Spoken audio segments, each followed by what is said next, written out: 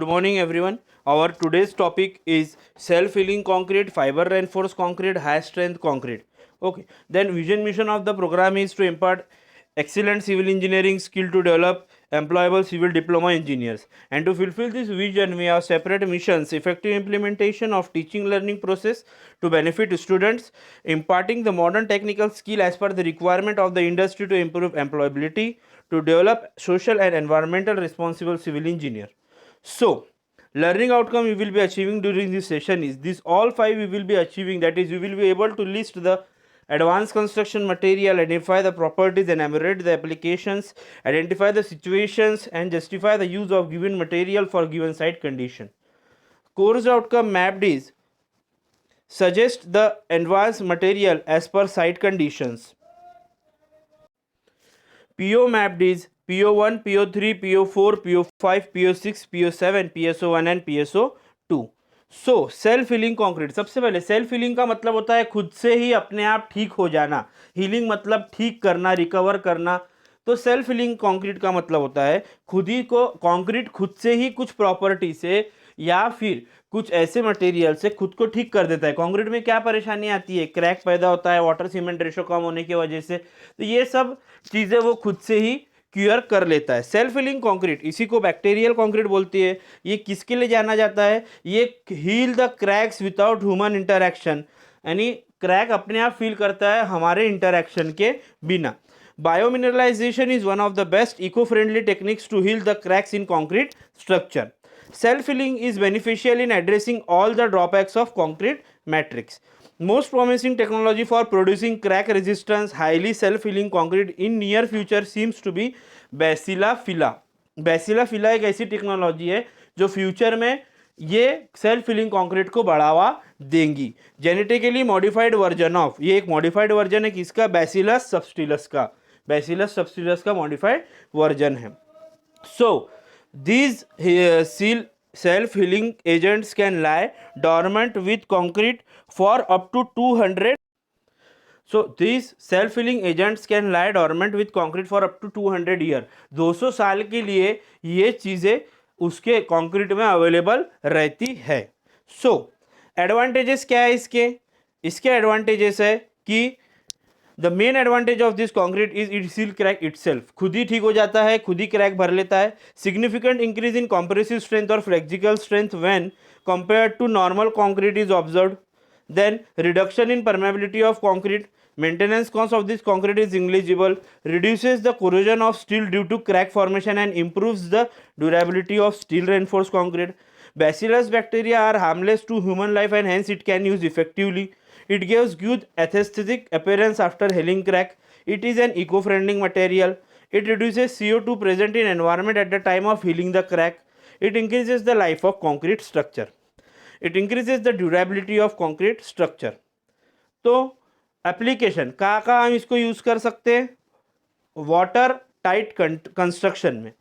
कहाँ पर यूज़ कर सकते हैं? Tunnel lining, structural basement wall, highway, bridges, concrete floor, marine structure. कहाँ यूज़ कर सकते? जहाँ पर हमको ड्यूरेबल रोड बनाना है. कहाँ यूज़ कर सकते? Mass concreting work like bridge and dam. Then regular concrete. Next is अपना fibre reinforced concrete. Next is fibre reinforced concrete. Regular concrete is normally reinforced with steel. Fibre reinforced concrete. Regular concrete is normally reinforced with steel reinforcing work.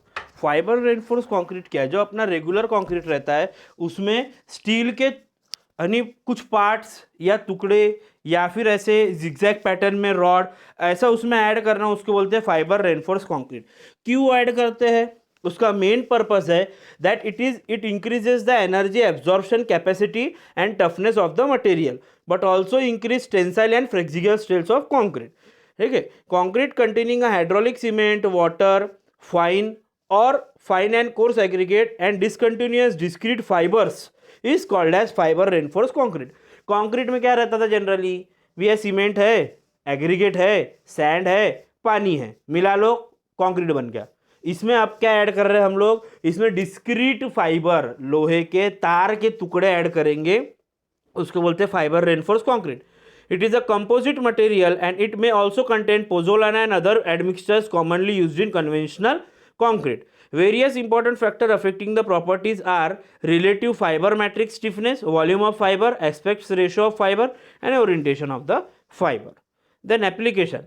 कहाँ use कर सकते हैं? FRC is increasingly used on account of its increased static and dynamic tensile strength, energy absorbing characteristic and better fatigue strength. ये increase हो रहा है, बहुत use इसका. Airfield, road pavement, industrial flooring, bridge decks, canal lining, explosive resistance structure, refractory lining. Then fabrication of precast product like pipes, boats, beams, staircase steps, wet, wall panel, roof panel, manual covers. तो यहाँ सब कुछ use होता है. Advantages क्या है? Advantages ये है कि ये improvement in post cracking behavior of concrete containing fiber compared to plain concrete. Fiber reinforced concrete is much tougher and more resistant to impact. The greatest advantages is concrete is improvement in flexural toughness. Okay, then FRC content to sustain considerable loads even at deflection in excess compared to sudden failure of plain concrete. In FRC means fiber reinforced concrete, crack size is decreased. Well compacted and current concrete containing steel fiber seems to be very effective. Okay, then high strength concrete, HSC. Concrete is generally classified as, concrete को 3 category में बांट दिया गया है. Normal strength concrete, high strength concrete, ultra high strength concrete. हम किसके बारे में बात कर रहे हैं? हाई स्ट्रेंथ कंक्रीट के बारे में. According to IS 456/2000 amendment number 4 मई 2013 को जो निकला था, M10 से M20 ऑर्डिनरी कंक्रीट है, M25 से M60 स्टैंडर्ड कंक्रीट है और M65 से M100 कितना है? हाई स्ट्रेंथ कंक्रीट है. Okay, the concrete of very high strength entered in the field of construction particularly in the high rise building and long span of bridge. कब से आया ये मार्केट में? जब से हाई राइज बनना चालू हुई, भी बड़े बड़े ब्रिज के स्पैन बनना चालू है, तब से ये मार्केट में आया. Concrete strength of 90 to 120 are used. 90 से 120 यूज होता है. High strength concrete is in which certain characteristics are developed for particular application and environment. High strength concrete can also be prepared using fiber reinforced and various admixtures. So high strength concrete more than 60 MPa are often used in a wide range of applications and it have low workability and become harsh. It has high strength and high durability. Special method of HSC है. High strength concrete बनाने के special method है seeding, revibration, high speed slurry mixing, use of admixtures, inhibition of cracks, sulphur impregnation, use of cementitious aggregates. तो ये सब क्या है? उसके मटेरियल बनाने के तरीके है. सो असाइनमेंट नंबर 6 में आप क्या लिखेंगे? State application of self filling concrete, state advantage of self filling concrete and list method of making high strength concrete. Next video 3 type के हमारे और कॉन्क्रीट बचे हुए हैं, हम वो देखेंगे. लास्ट वीडियो में हमने देखे थे Portland pozzolana cement, Portland slag cement, new admixtures में मास्टर ग्लेनियम, पॉली कार्बोक्सिलिक ईथर. फिर आज हमने देखे हाई स्ट्रेंथ कॉन्क्रीट. देन तुम्हारा 3 कैटेगरी में उसको डिवाइड किए हैं, वो हमने क्लियरली देखे.